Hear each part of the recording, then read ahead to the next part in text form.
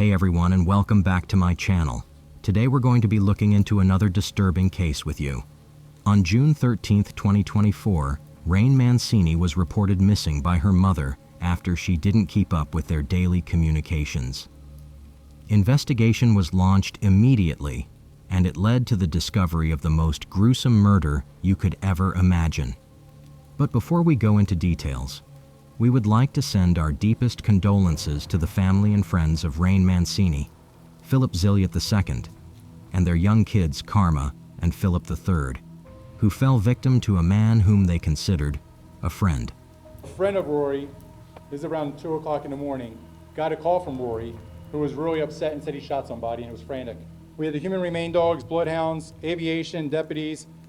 Because of the search, we were able to find human remains. Until the final resolution, until the ME comes back, it's still a missing persons case, but we were able to find human remains at the crime scene, and we believe it may be this family. On Thursday, June 13, 2024, Rain Mancini's mother went to the police station to report her daughter missing.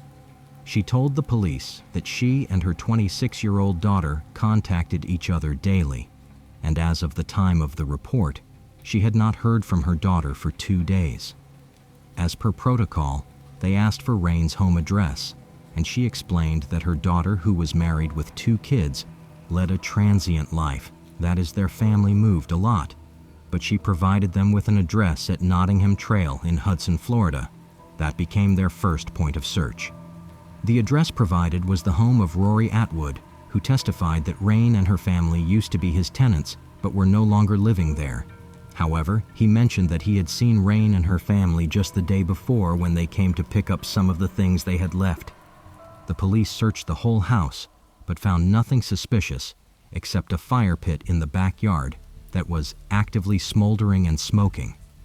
The police thought nothing of the fire and asked Atwood to provide them with any information if he remembers any, or reach out to them if the family decided to return. After their visit to Atwood, the police searched the vicinity for any clues and asked the neighbors if they saw Mancini and her family leave Atwood's home on July 12th. Many of them mentioned seeing them on the porch, but none remembered seeing them leave. With nothing useful from their interviews, the police thought they had reached a dead end, but the next day, they got a call that changed everything. On June 14th, the police department got a call from a woman who said on the night the Zilliots went missing, her brother had received a call from Atwood asking for help to burn some trash. The call was a video call, and the man saw what seemed like a pool of blood and the bodies of adults and children next to the pit. He initially thought it was the trick of light, but when he heard that the family had gone missing, he knew the police had to get involved. While the police were still processing that information, they received another call from a man who claimed to be Atwood's friend. He told them that Atwood had called him on the night of June 12th, sounding utterly distressed while confessing to the murder of Rain, her husband, and her 2 kids. The police immediately returned to Atwood's home. Without letting go of the new information, they asked Atwood if he had heard from the family.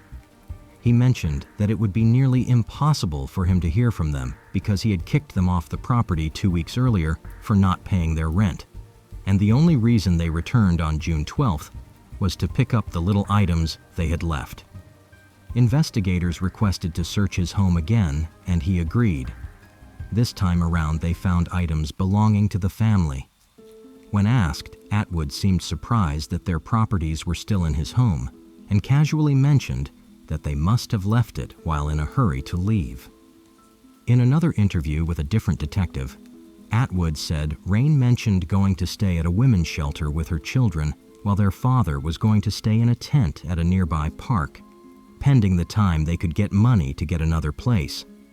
Atwood's stories were not adding up, and the police knew they had a strong suspect. They went to the fire pit to check it out. The pit, which appeared to be 10 feet in diameter, contained several unburned items at the top and various burned debris below. However, it was a cadaver dog that discovered small skeletal remains from the fire pit. Immediately, the police reached out to the forensic department. However, before their arrival, Atwood told the police that they were horse bones and they shouldn't think much of it. But when F1RST Forensic Science Administrator Austin Polonitsa arrived at the scene, he confirmed everyone's fears. They were indeed human bones. He found several fragments of long human bones on the surface of the fire and 2 obvious human vertebrae, all of which had conspicuous thermal damage to them. The forensic administrator also mentioned that the remains found by the dog were a part of a human skeleton that still had soft tissue. Due to beliefs that they might have missed something again, they let the dogs begin the search again. This time, the police noticed a strong scent of chlorine on the front porch, and the dog detected the scent of human remains in other parts of the house, but nothing was found. However, the bones were enough to hold him in custody. After taking him to the police station, the detectives made sure to speak with several of his acquaintances, which included his 4-year-old daughter. The little girl who was with her father on June 12th was asked what she saw on that day. She mentioned that her father had gotten into an argument with Rain Mancini. She also said Phillip Zilliot II and the couple's children were also at home. Due to her age and the sensitivity of the case, she was asked no further questions. The child's mother told the detectives that Atwood had called her around 2:57 a.m. on June 13th, saying there was a fight and that she had to take their daughter to safety. Before she could go get her, Atwood arrived on her front porch. She noticed that he was acting strangely, but it was too late to start a conversation, so she took her daughter in and went to bed. Then there were testimonies from neighbors and friends.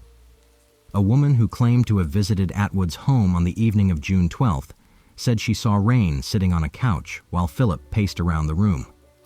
However, the deputies did not see any couch when they searched the home. On Saturday, June 15th, detectives questioned Atwood again. This time, they placed all the evidence stacked against him on the table, but he denied having anything to do with the victims' deaths. He swore that they had left him that evening. But after they wore him down, he confessed that the entire Zilliot family were burned in the fire pit. Rain's friend, Rain, Phillip, and Rory were all at the house together with Rain and Phillip's 2 children, who I mentioned, and Rory's daughter, who is a juvenile as well, were all at the house while the adults were drinking. Phillip and her son, Phillip Zilliot, and this is around midnight on Thursday, and her son, Phillip's mother, and her son Phillip spoke on the phone, and that was the last time they spoke on the phone.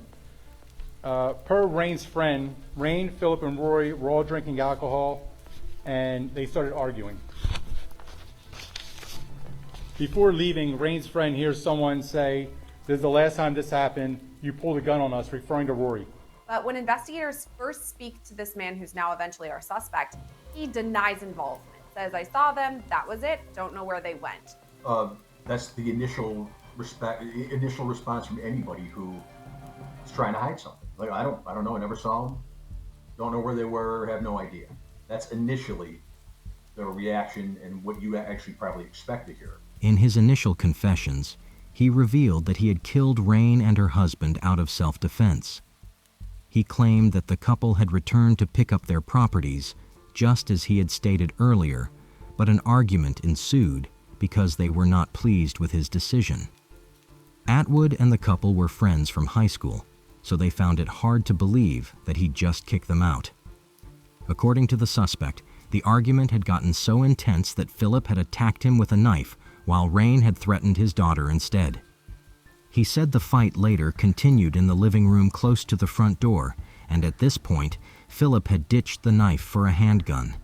Atwood said that in the course of his trying to get the gun from Phillip, it went off and shot Rain multiple times. The shock of his wife's death led to Phillip letting go of the handgun, and this allowed Atwood to shoot him too. According to the suspect, Phillip had to be killed if he was going to survive. When the detectives asked what led to the fire pit, Atwood said it must have been started by the couple, not him. It just wasn't adding up. Probably what his story is going to be, self-defense. It's a classic example of somebody trying to minimize their action. And we see this all the time. And as an investigator, you kind of give them that. You give them a little out to tell you what happened. Now, if he's going to admit murder, he wants to mitigate that. He wants to say, yep, I did that. However, this is why I did it. He's trying to give himself an out. He's trying to mitigate the horrendous act. Now, I don't know how he's going to do that about the children, where that's going to come in. But that's a classic example of somebody just trying to mitigate what they did. I did it. I'm not a monster. Here's what happened. The police shared that despite his self-defense claims, he didn't have any notable injuries on his body. Also, he claimed that he was punched several times on the left side of his head, but there was nothing to show for it. In all his initial statements, he only mentioned the couple, but said nothing about the children. When he was questioned, he said he knew nothing about the children, and there was a possibility that the couple killed them because he didn't see them after they went to their room that evening. There were so many holes in his story, but to indulge him, the police asked him how the couple's body got to the pit of fire. Based on his previous claims that the couple were the ones who started the fire, Atwood shared that he decided to make use of the opportunity to get rid of the evidence, so he dragged the couple to the fire pit and allowed them to burn alongside what was previously burning. He also mentioned that he burnt a blood-covered couch, the missing couch earlier mentioned, and the firearm used in the incident. Despite Atwood's story, detectives mentioned that their investigations revealed that Atwood caused the premeditated murder of Phillip Zilliot and Rain Mancini, although he later admitted to the fact that the young children were burned in the same fire pit. He still didn't confess to killing them. You know, we always ask a lot of questions we already know the answer to. And once we start catching you up in some of the things you should have said, then you'll find people start backtracking and trying to explain these inconsistencies. Even though as an investigator, you know what's going on. But they try to explain and minimize. Atwood has also been charged with at least one count of first-degree murder, but other charges could be pending because the investigation is still on. He is currently in jail with no option of bail. Although Rory Atwood has not been officially declared guilty, all the evidence pointing at him and his story of self-defense portrays him as a man with a twisted mind. He wiped out a family of 4 without thinking twice. Hopefully, justice prevails as the families of the victims are completely distraught. Besides Rain Mancini's mother, who first discovered that the family were missing, Phillip Zilliot II's mother, Shelley Zilliot, is having a tough time navigating the grief. She said the incident would have completely destroyed her if it had happened before she found her faith. "This would have destroyed me, but somehow I'm not okay, but I will be. I'm so broken right now, and I have to go on because I have my daughter and 2 other grandchildren." The absurdity of the case got the Pasco sheriff, Chris Nacco, completely disturbed.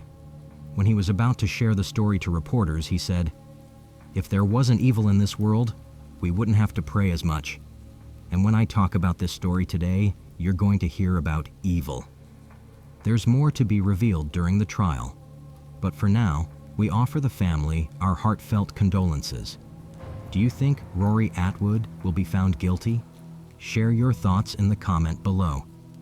If you want more videos like this, please be sure to like the video, subscribe, and hit the notification bell so you don't miss out on more true crime videos. See you in the next video.